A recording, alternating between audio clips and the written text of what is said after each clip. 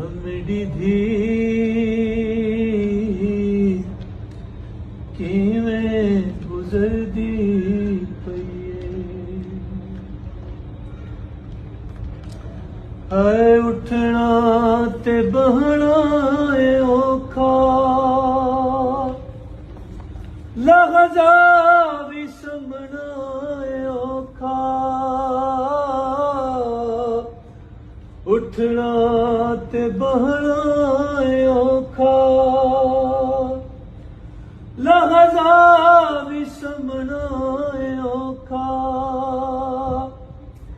चेहरा बाजू, चेहरा बाजू ते पसली दुख दी